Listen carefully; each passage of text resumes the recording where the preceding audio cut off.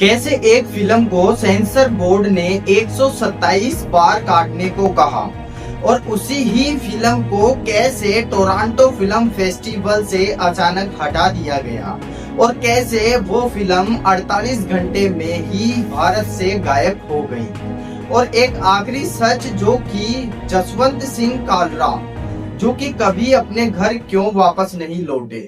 जी हाँ, आज बात होगी दलजीत दोसांझ की फिल्म सतलुज की, जिसे पर्दे पर लाने के लिए एक टीम ने करीब 3.5 साल तक मेहनत की और जंग लड़ी।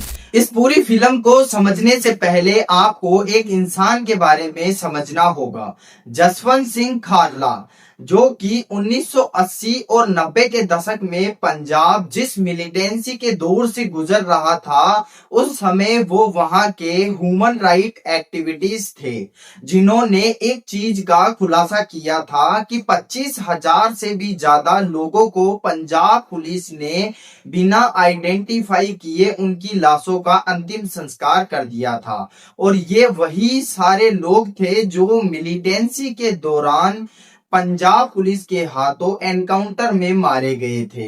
इस चीज को सभी के सामने लाने के लिए खालरा ने अपनी जान को दांव पर लगा दिया।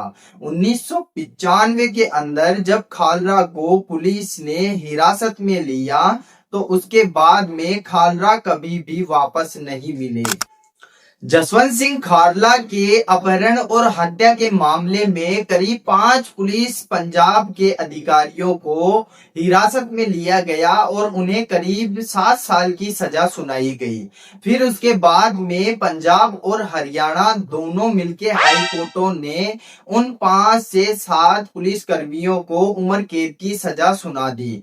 और इसी कहानी को पर्दे पर लाने के लिए दलजीत दोसांझ ने अपनी फिल्म सतलुज के लिए करीब 3.5 साल तक जंग लड़ी। अब हम बात करते हैं इस फिल्म के सफर की। तो भाइयों, इस फिल्म का सफर किसी थ्रिलर से कम नहीं था, क्योंकि इस फिल्म का जो पहला नाम था घालुंघारा, जो कि एक ऐतिहासिक शब्द है, सिखों के नरसंहार को दर्शाता है। 2022 के अंदर इस फिल्म को प्रोडक्शन हाउस ने सीबीएफसी के पास सर्टिफिकेट के लिए भेजा था। 6 महीने के बाद उसने जवाब दिया तो उसमें बताया गया कि 21 कट्स के साथ इस फिल्म का नाम बदलकर पंजाब 95 करके रिलीज कर दिया जाए।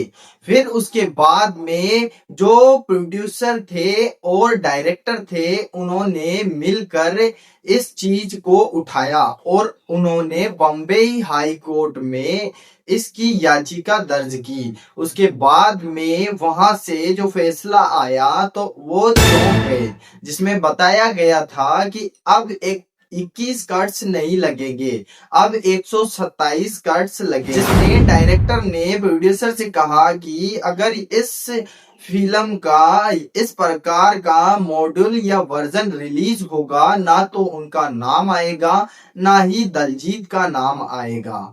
तो उसके बाद में इस फिल्म को एक कड़ी चुनौती और कड़ी जंग का सामना करना पड़ा था। 3.5 साल की जद्दोजहद के बाद में आखिरकार वो दिन आया, जिसके बाद में इस मूवी का तीसरा नाम बदलकर सतलुज रखा गया, पंजाब से गुजरने वाली उस नदी के नाम पर। फिर 3 जुलाई 2026 को ये मूवी बिना किसी प्रमोशन के इंस्टाग्राम नहीं बल्कि G5 पर रिलीज कर दी गई।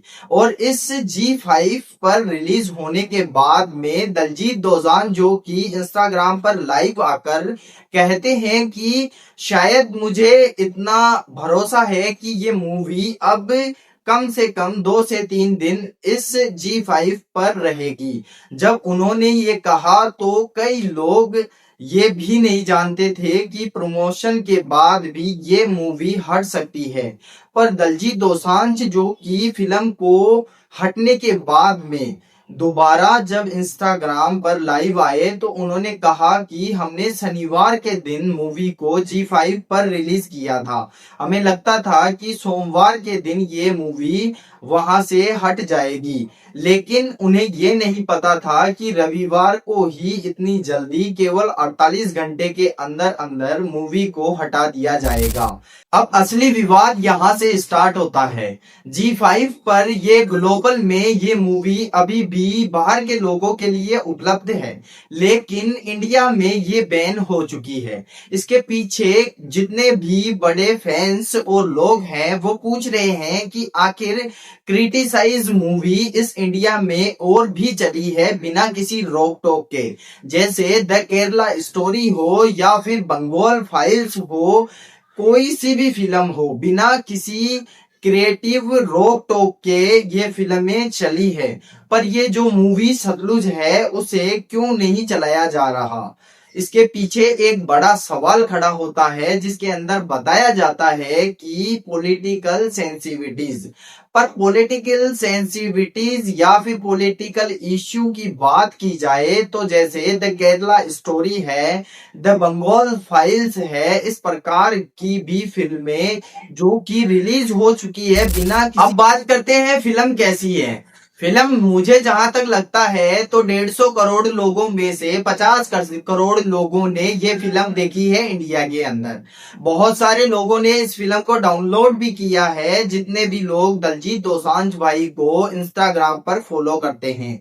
क्यों? क्योंकि उन्होंने पहले ही अंदाजा लगाकर बता दिया था कि फिल्म रिलीज होने के कुछ घंटों के बाद डिलीट हो सकती है, और वैसा ही हुआ था।